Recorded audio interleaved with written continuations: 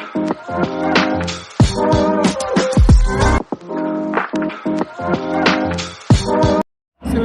warahmatullahi wabarakatuh. My name is Siti Zumarudin Solah and I'm from PPE 6B. Now I want to ask you the assignment. The first one is 5 komponen yang harus ada pada pembelajaran bahasa, yaitu 1 komponen kebijakan dan tujuan. Komponen inilah yang menentukan kedudukan bahasa. Misalnya, suatu bahasa ditetapkan sebagai bahasa nasional, bahasa negara atau bahasa asing, maka bahasa tersebut wajib untuk diajarkan mulai dari jenjang pendidikan terendah hingga perguruan tinggi. Tanpa kebijakan, mungkin pembinaan dan pengembangan tidak akan terjadi. Kebijakan pembelajaran bahasa ini dirumuskan dalam fungsi dan tujuan pembelajaran. Tujuan pembelajaran ini menggambarkan perilaku yang diharapkan bisa dikuasai oleh pembelajaran. Yang kedua yaitu ada materi. Komponen ini berhubungan dengan komponen desain kurikulum dan bahan pengajaran. Desain kurikulum biasanya membicarakan unsur seleksi dan gradasi bahasa.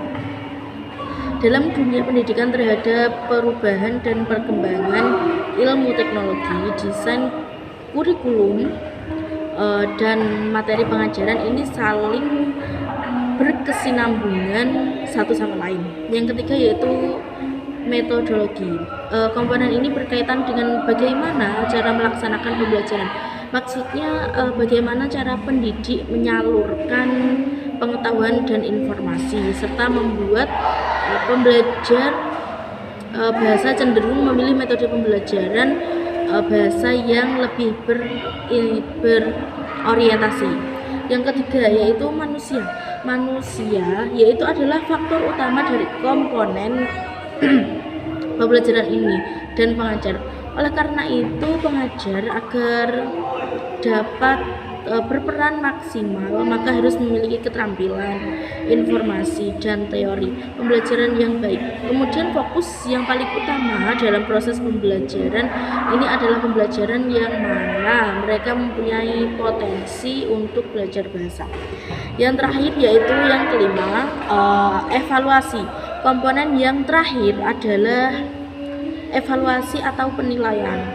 Tujuan dari evaluasi ini adalah untuk memberikan feedback bagi pembelajar terkait dengan kemajuan siswa dan beberapa banyak pengetahuan yang telah didapat selama proses belajar tersebut.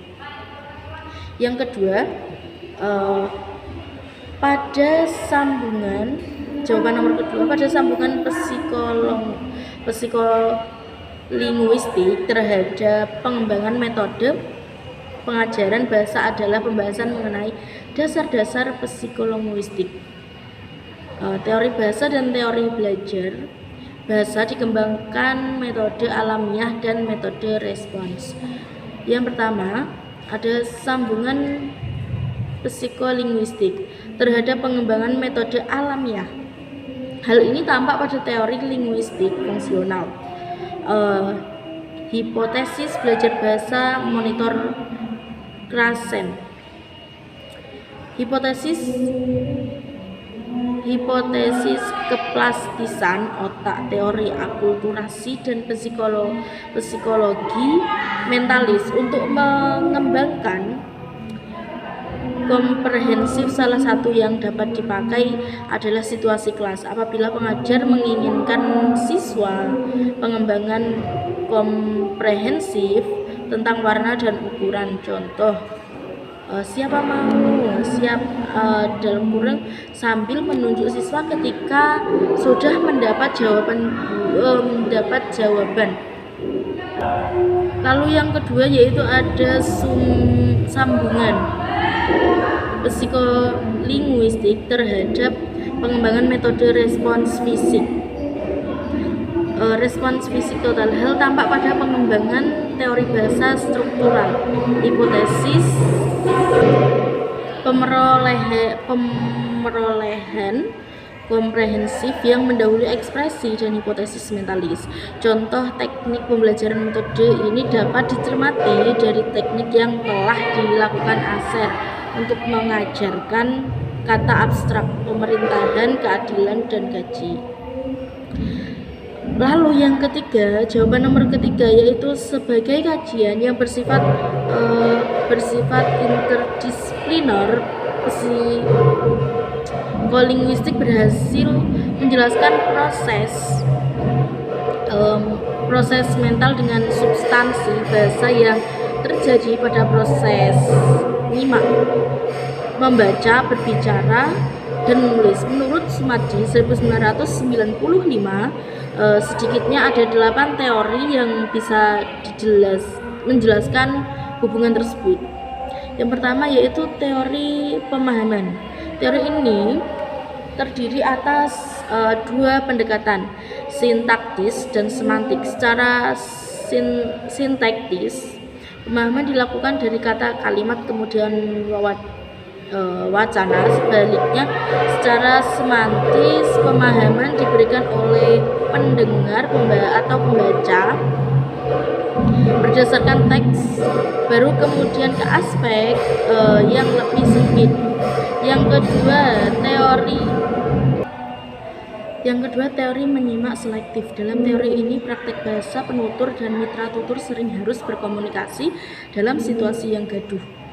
Arus informasi yang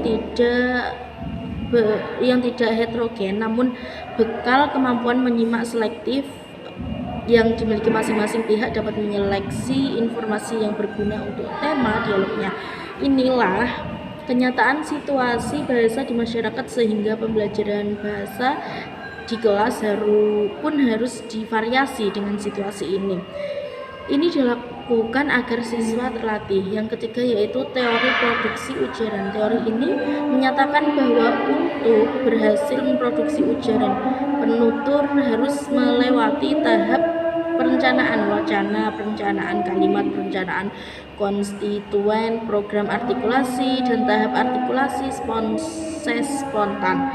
Sebagaimanapun, pembicara selalu melewati tahap ini, sehingga dalam pembelajaran berbicara dan menulis, pembelajaran perlu dilatih kelima tahapan tersebut.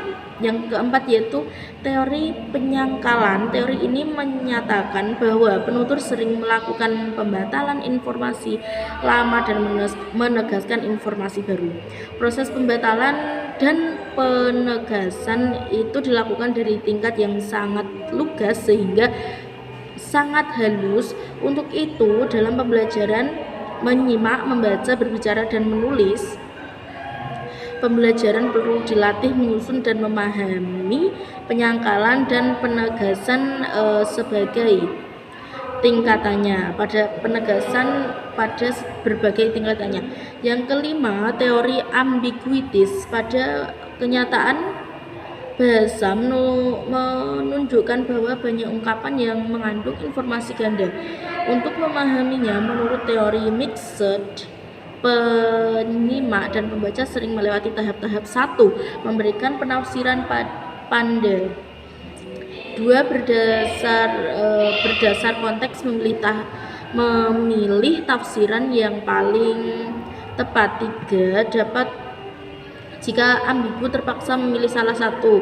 Berdasarkan konteks yang lebih luas, melihat kembali struktur lahir dan menyusun tafsiran baru yang lebih tepat. Nomor 6, teori fitur pembeda bunyi.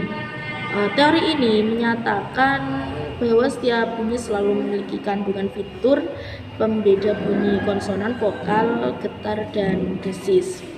Yang ketujuh yaitu ada teori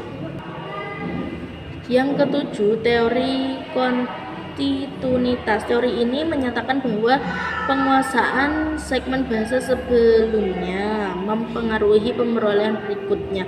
Inilah yang telah dilakukan pada kurikulum 1984. Materi bahasa disajikan dengan pendekatan spiral, bukan lagi maksimal memakai sistem blok. Yang terakhir yaitu 8 teori direktif dan komisif. Teori ini menyatakan bahwa ternyata berbagai tindakan bahasa direktif, meminta, memerintah, melarang, memohon, menuntut, dan sebagainya lebih dulu dikuasai oleh pembelajar daripada tindak bahasa komisi, berjanji, bersumpah, dan mengancam. Hipotesis yang dimunculkan adalah bahwa tindak komisif lebih sulit dikuasai karena anak harus berbicara pada dirinya sendiri sehingga lebih abstrak. Itu yang dapat saya sampaikan. Terima kasih. Wassalamualaikum warahmatullahi wabarakatuh.